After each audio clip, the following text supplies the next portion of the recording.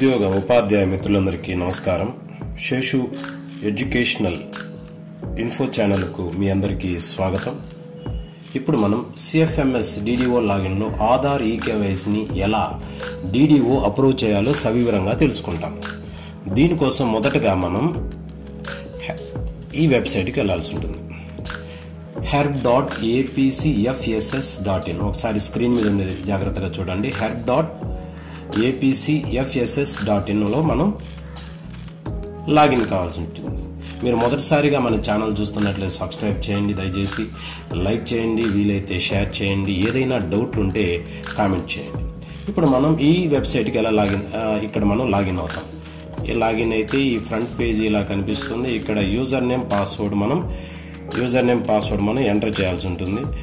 User name password మనం ఇక్కడ user ID అంటే డిడిఓ గారి సిఎఫ్ఎంఎస్ ఐడిని మనం ఇక్కడ ఎంటర్ చేస్తాం. తర్వాత పాస్వర్డ్ ఎంటర్ చేస్తాం.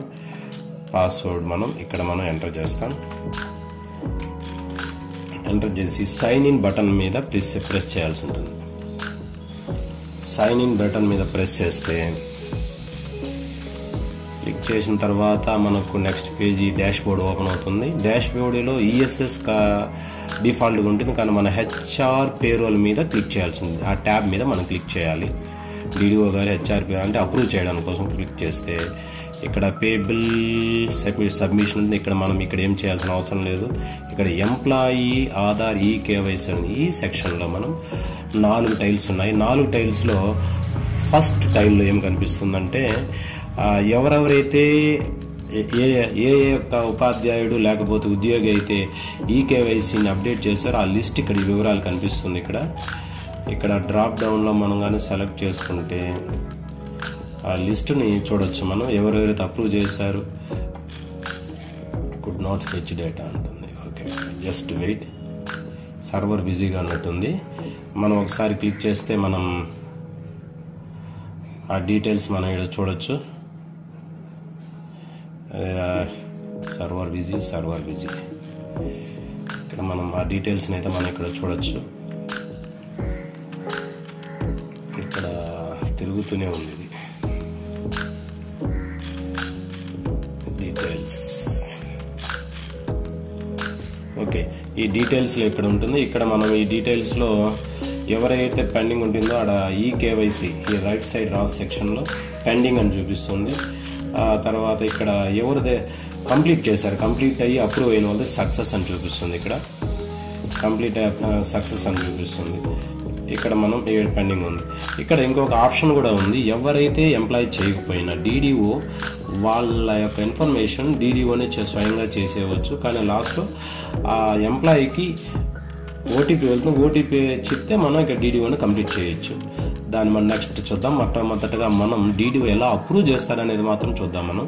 ఇక్కడ మనం తర్వాత హెచ్ఆర్ పేరోల్లో వస్తాం. మనం ఇక్కడ వచ్చినప్పుడు ఇక్కడ మనం Aadhaar eKYC request approved by the DDO అనే సెక్షన్ ఉంటుంది. దీని మీద మనం క్లిక్ చేయాల్సి ఉంటుంది. ఇక్కడ ఎవరెవరైతే అప్రూవ్ చేయాలనో వాళ్ళ లిస్ట్ మనకి ఇక్కడ కనిపిస్తుంది. ఆ లిస్ట్లో ఇక్కడ మనకు ఒక వ్యక్తి కనిపిస్తున్నాడు, ఒక ఎంప్లాయర్ కనిపిస్తున్నాడు. ఈ ఎంప్లాయర్ ఇక్కడ పోతే హ్యాండ్ సింబల్ వస్తుంది ఈ సెర్చ్ బార్ కింద.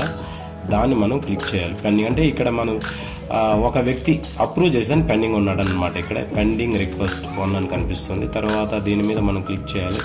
క్లిక్ చేస్తే వ్యక్తి యొక్క వివరాలు ఇలా వస్తుంది. ఇట్లా చివరిలో అప్రూవ్ బటన్ ఉంటుంది. ఈ అప్రూవ్ బటన్ మీద మనం క్లిక్ చేయాల్సి ఉంటుంది. ఈ అప్రూవ్ బటన్ మీద employee eKYC verified and updated successfully అని మనకు దాన్ని మనం ఓకే నొక్కాలి. ఓకే నొక్కిన తర్వాత ఇక పెండింగ్ ఏం లేదు కాబట్టి మనం చూద్దాం. ఇక్కడ తర్వాత మరీ హెచ్ఆర్ పేరోల్ పెట్టి ఆ వ్యక్తి కంప్లీట్ అయినా లేదా చెక్ చేసుకుంటాం.